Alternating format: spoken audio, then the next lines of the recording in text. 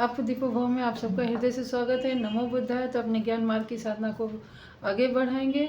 और जैसा कि वर्तमान में आप देख रहे हैं, मैं रोज़ बोलती हूँ कि मेरे हिसाब से तो वर्तमान का समय थोड़ा हमारे अनुकूल नहीं है, शिक्षा के अनुकूल नहीं है और न्याय के अनुकूल नहीं है।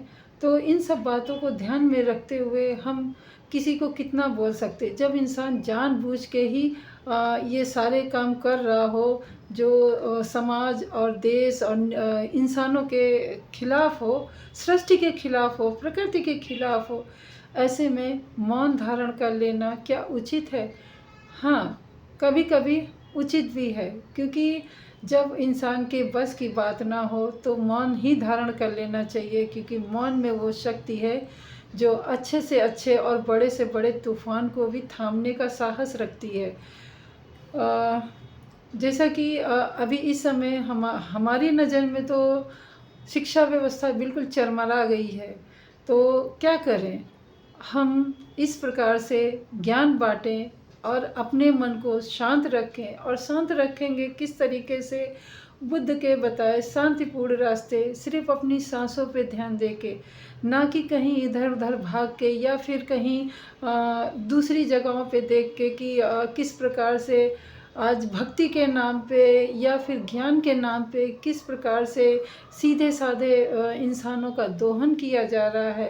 तो इन सब से बचने का एक सरल उपाय यही है कि हम अपनी सांसों को ध्यान में रखते हुए अपने अंदर देखें, अपने अंदर के ब्रह्मांड को देखें, अपने अंदर के जो अलौकिक दुनिया है उसको निहारें, ना कि सपनों में खो जाएं। यथार्थ रूप से हमें अपने अंदर के उस विज्ञान को जानना है, उस ज्ञान को जानना है जिससे कि आपका तो भला हो ही, साथ में आपके घर परिवार समाज और देश का भी भला हो। न जाने कितने लोग इस पद्धति को, इस विद्या को अपना करके अपना जीवन तो संभाल ही रहे हैं, साथ में अपने आसपास के रहने वाले व्यक्तियों का भी जीवन संवारने में मदद कर रहे हैं। तो केवल और केवल अगर आप पहले से सीख रहे हैं या पहले से जान रहे हैं इस विद्या को, अपने सांसों को देखना सीख गए हैं, तो कृपया करके, चाहे एक ही व्यक्ति हो, आप अपने आसपास के लोगों को समझाइए।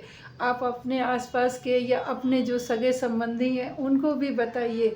ये शिक्षा सिर्फ अपने तक सीमित नहीं रखिए।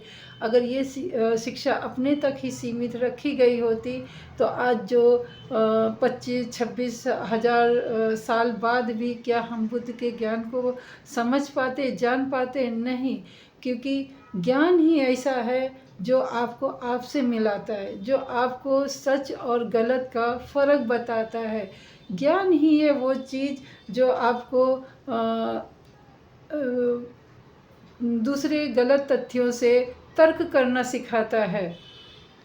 ज्ञान के माध्यम से ही आपने डॉक्टर भीमराव अंबेडकर को देखा कि किस प्रकार उन्होंने ज्ञान अर्जित किया और ज्ञान अर्जित करके सही गलत की पहचान की, और उन्होंने अपना जीवन एक ऐसे मार्ग पे लेके गए वो मार्ग जो कभी ना ख़त्म हो, और ऐसी ऊंचाई पे बैठा दिया जिसका उसके ऊपर कोई ऊंचाई ही ना हो।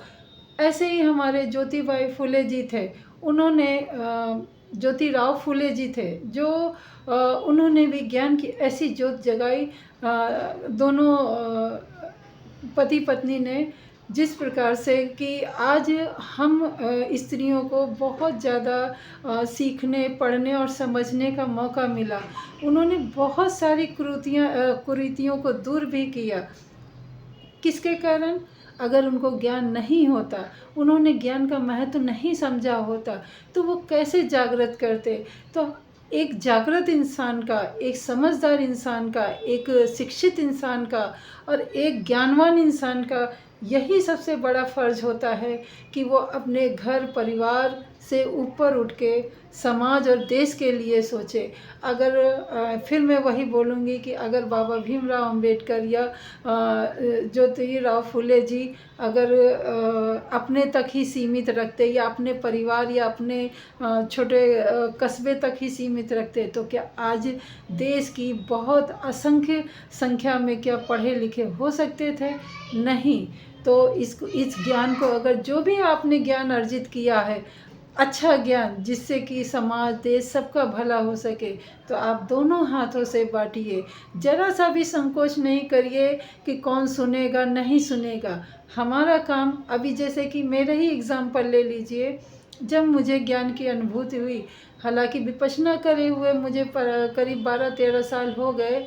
2-2 शिविर भी किए और बुद्ध के ज्ञान को मैं सुनती भी थी, समझती भी थी, फिर भी वो ज्ञान अर्जित नहीं हो सका जो ज्ञान के कारण मैं आज आपसे बात कर रही, यानी कि चेतना नहीं जागृत हुई थी।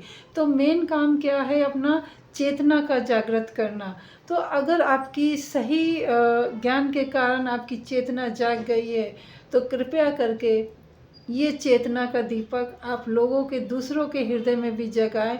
और इस समाज में जिस प्रकार से अंधेरा, अज्ञानता का, भ्रष्टाचार का फैल रहा है, तो अपने ज्ञान के दीपक से हम इस अंधकार को दूर करने की एक छोटी सी पहल करते हैं।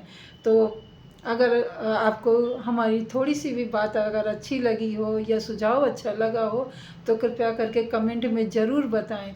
और बुद्ध का ज्ञान ऐसा ज्ञान है, जितना बांटोगे उतना बढ़ेगा, जितना आप दोगे उतनी ज़्यादा आपको अनुभूति होगी।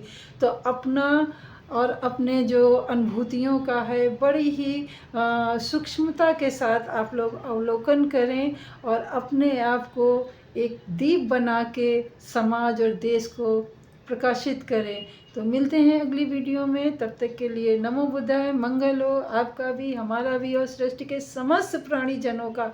हृदय में हमेशा मंगल कामना रखें, आपका मंगल ही मंगल होगा। नमो बुद्धाय।